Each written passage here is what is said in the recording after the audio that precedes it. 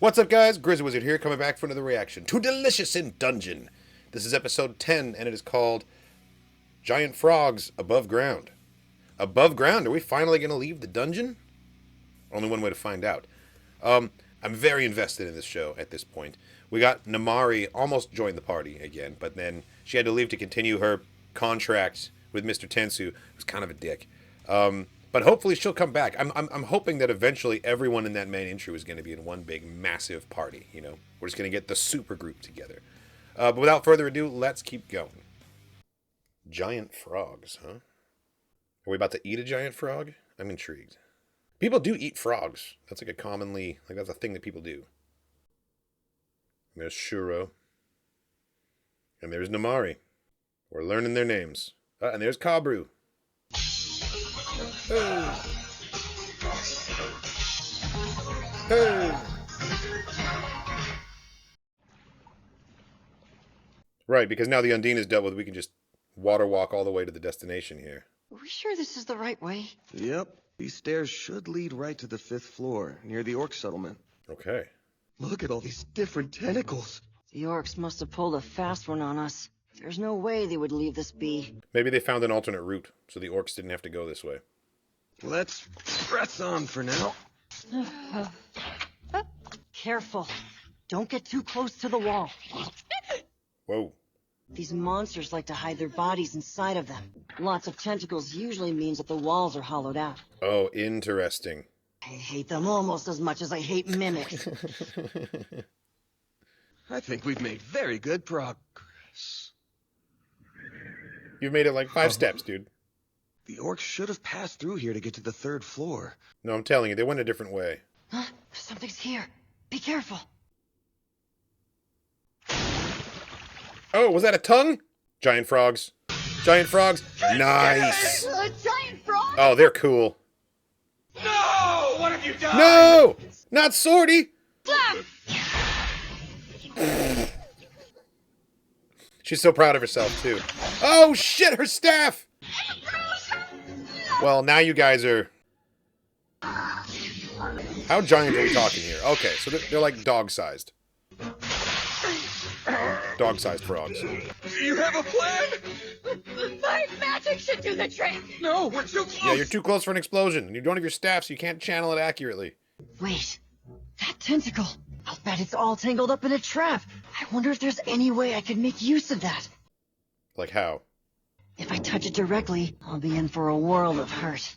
Can you shove the frog into the tentacle? Hey, Laios, why don't the tentacles seem to be hurting the giant frogs at all? I don't know, that's just how they're made. Real helpful, Mr. Monster. Come on, Laios! He's finally asking you for a monster factoid, and you got nothing! Ooh, good call. Wrap your hand in frog flesh, and then you can touch it. It doesn't hurt. What the? What's it stuck on? There is a trap behind the wall, isn't there? Come on! Oh! Ah!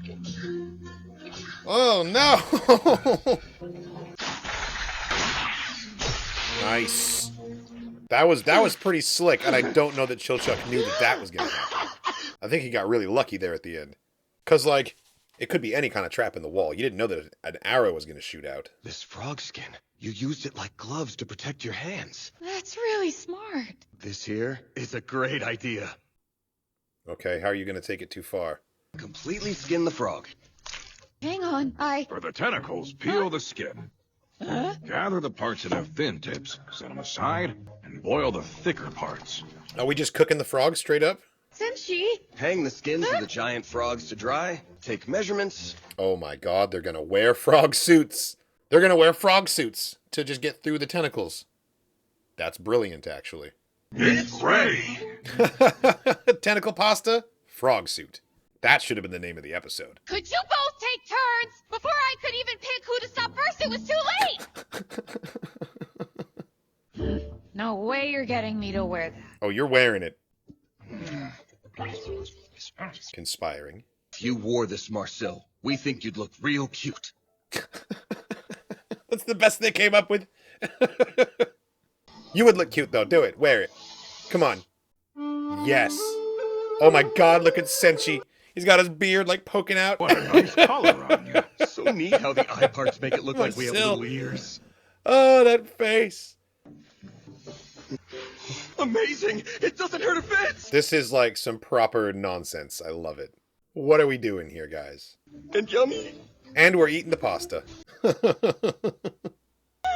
Okay, cool. We made it to the bottom. Okay. Ambrosia. So there should be a door opening to the 5th floor here. The castle town. Whoa. Oh, right, the castle town. We saw it in the intro. That's at the end of the intro every time. The red dragon can't be far off. Let's stay on our guard and see what else we can find here. Hey, is this frog blood? It hardened onto my clothes and now I can't get this thing off of me. Oh. Because I didn't really have the time to completely tan it. We're fighting the dragon like this? Forget the dragon! I hope so. How am I gonna look Fallon in the eyes?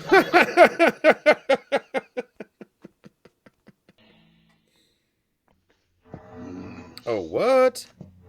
That's how the returning spell works? You have an enchanted canvas? That's pretty cool, actually. My insides don't feel so Kiki, good. show Namari to the guest room. Does she not feel good because of the spell? I bet teleporting does feel really weird on your body. While you do that, I will go report to the Island Lord. Island Lord. Oh, we've heard about this guy. So, how was the dungeon? It has become more perilous. And orcs have been appearing on the upper floors, and are frequently causing problems. How do they even manage to find their way in? Perhaps the pathways were connected from old dwarven tunnels. Dwarves, you say? What a truly troublesome lot they are. You think? I don't think so. Long ago, when the elves and dwarves split between east and west because of a war, the dwarves hid in these lands, waiting for the elves to attack. Interesting. That was really fascinating. These are all depictions of elves and dwarves as done by tall men, right? And while none of these are real, I don't know, I feel like there's something racist about those depictions, about the way they drew the dwarves and the way they drew the elves. Like gnomes and tall men clearly have like their own prejudices here. There's no mistaking it. The Lord of the Dungeon, or should I say the Mad Mage, drew these magic circles. Is this individual an elf? I cannot say with certainty, but it's unlikely a tall man or dwarf cast it. You don't conclusively know that the Mad Mage is an elf, but you do know that the Mad Mage speaks and writes in fluent Elvish, based on the manuscript you have. I received a letter from the elves of the west. It said, "The dungeon belongs to us. Relinquish it." How utterly conceited. They're the ones who gave the lands to the humans after taking and squandering those lands from the dwarves. Interesting. This land was bestowed to me by the king of the elves, so I'm afraid that's not possible. So the elves bestowed lands to humans after taking it from the dwarves? There is most likely a vast amount of riches still in the bowels of that dungeon. Their objective is not any material treasure, but the immortality spell cast on the dungeon. Sure. If you can unlock the secrets of that spell, you would be truly powerful. So we should trace all of the magic circles and study them? That's not enough. A powerful spell such as this is bound to have a schematic. I mean, a schematic of that value is not going to be lying around. It's going to be in like the inner cloister of the Mad Mage himself. So where do you think it might be? The Lord of the Dungeon would have possession over That's it. what I'm saying. And my reply to the elves? I will pen something that buys us some time. Laios was his name, yes. He was quite the skilled adventurer. You're gonna hire the main group to do this. Try and find that schematic. I'm sure that Laios and Marcel will be the first ones to figure out the immortality spell, and then everyone's gonna be gunning for them. This is from Grandpa Tansu.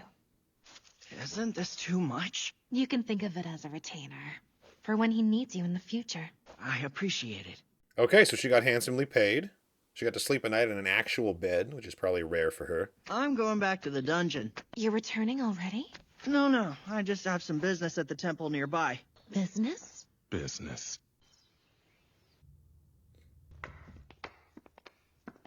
Revivals. Huh? Oh, Namari. So revivals.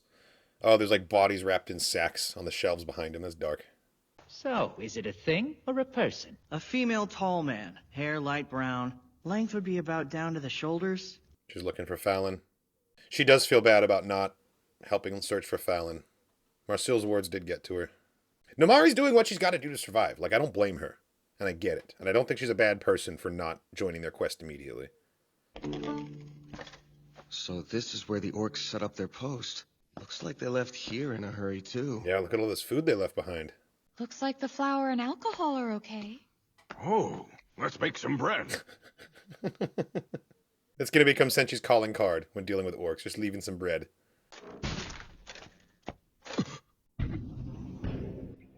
Oh, this stuff's been burned. Could this be the work of the dragon? Was this the red dragon? Seems so. It's still smoking, man. The dragon's nearby. It must have just been here. I think we could have won against a sleeping dragon, but can we really defeat it now? You guys don't really have a chance. What if she's already been digested? Hey, it's all right. Take a deep breath. It's okay, Marcel. I feel like she has strong feelings for Fallon. There's like an unrequited love there. Or unprofessed love there, you know? Don't forget you'll have to fight it with just 3 people. Just 3? Don't look at me like that! I told you that I'm not built for fighting! It's true, he's been very clear about this. We know that. We weren't blaming you. I may have overreacted. A little bit. So how are you defeating dragons before now? That's not gonna work with the party we have now, though. No, but you can come up with a new plan. We have to think of a plan that'll work for the 3 of us. Dragons are covered in super tough scales, but under its neck, there's an inverse scale that serves as its weak spot. And about how big would you say this red dragon is exactly? Huge. See that there? It's about as tall as that crumbled passageway. Literally looks like the dragon bonked Yeah, its that means head that the there. dragon literally moved through there. It'll be no easy task striking the scale from that height. Yeah, you are not kidding. Get Namari to shoot it with the crossbow. What if we jumped on the dragon's neck from here? You can't do that. What she said. Yeah, if it passes under the arch and you jump on its neck, climb around, you could stab up into the inverse scale. That's insane, but Laios could pull it off. What about its fire breath? None Good of us point. can outrun that. Amari also said that Senchi's axe won't stand a chance against it. Oh, but his shield will. His walk, it's adamantine. It can resist the heat of the fire. Do you think you and Senchi can pull all of that off? I think they can get extremely lucky. I think that is possible. What if we were to blow up a structure instead? There are lots of houses and bridges that extend between I buildings. see where you're going with this. Collapse a building on the dragon and trap it in place. Bring the neck down to the ground so you can just stab it at ground level. Inverse scale will be within striking distance. That's not a bad plan. It's really difficult to control where a building falls, though. Like, It should also be tired from being so active. We can tire it out even more. Well, I can probably help with that then. Really? he's like fighting her off. I wonder why the dragon's not sleeping, though. I have a theory about why the dragon's still active. We know that Fallon is like extremely full of magic. She's got a high mana count, and if her mana was somehow consumed by the red dragon, could that have like energized the dragon in some way? Didn't Amari say Senchi's pan is made out of a really cool metal? That's right. She said that blacksmiths dream about the stuff. If that's true, it must be able to block its fire breath. Yes, that's what I said. Okay, cool. Senchi's walk is coming in clutch. We should have had Namari look at it, huh? He's like, don't touch my stuff. If there's a will, there's a way. Let's finish planning out our attack. Okay, cool. I love this. Everyone has a little bit more confidence now, a little bit more hope. We're actually coming up with a plan. I don't know that I trust its success, though. I feel like we're going to successfully take out the dragon and then learn that Fallon is like beyond saving somehow. There's going to be like a sad, sour note after this victory. Senchi, why If did they're you able to wander take it out off? at all. We were wondering where you went. I was making bread. You know we're Of course about you to were. fight a dragon, don't you? A good meal is most important. We've already lost once to this dragon because of an empty stomach. I mean, that's true. Not until we beat the dragon. Poor Chill Chuck, man. Shave down some bread with a grater. Season the giant frog meat with salt and pepper. Work in the breadcrumbs and heat some olive oil and fry. Breaded frog, huh? It's ready. Okay. Cutlets to conquer the red dragon. Looks delicious. It's so crispy. That does look pretty good.